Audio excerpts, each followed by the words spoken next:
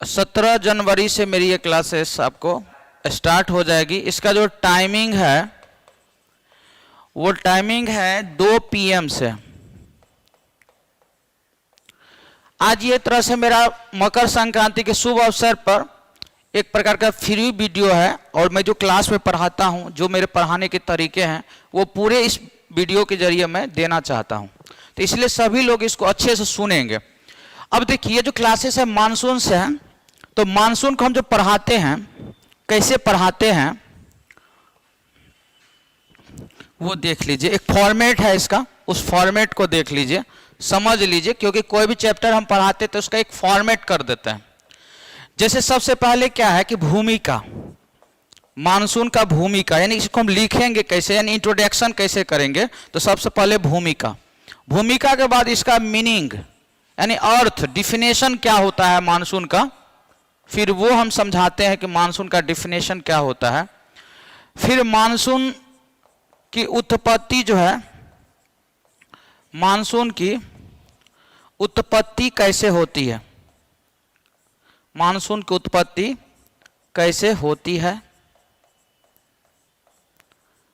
तो ये जो होता है, अभी सब पार्ट बाय पार्ट खोल के समझाएंगे कि इससे रिलेटेड जो है 2 तरह के विचार हैं।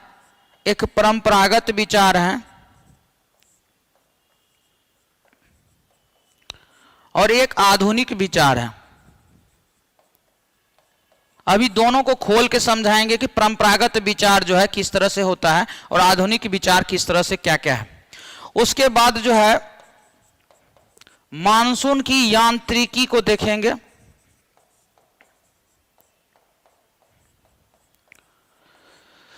चूंकि मानसून 2 तरफ से आता है, एक अरब सागर से आता है, तो उसके यांत्रिकी को देखेंगे, और एक बंगाल की खाड़ी से आता है, उसके यांत्रिकी को देखेंगे। उसके बाद जो है मानसून का बीच बीच में डिस्कनेक्शन हो जाता है, तो मानसून का विच्छेद को देखेंगे कि कभी कभी 2 सप्ताह तक मानसूनी बारिश नहीं होती है, तो मानसून का विच्छेद को समझेंगे। उसके बाद जो है मानसून लौटता भी है, तो मानसून का लौटना देखेंगे, मानसून जो लौटता है। तो अब ये फॉर्मेट अभी पूरा नहीं हुआ, इसलिए इसको अगले फॉर्मेट में आगे लेकर और आते हैं और हम देखते हैं कि इसका जो है दूसरा फॉर्मेट जो है हम इसमें ऐड कर देते हैं। फिर जो है हमारा देखेंगे मानसून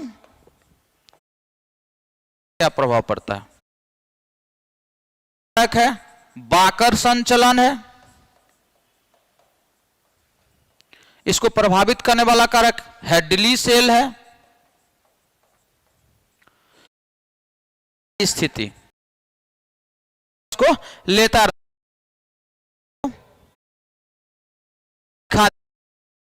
बताते हैं बच्चों को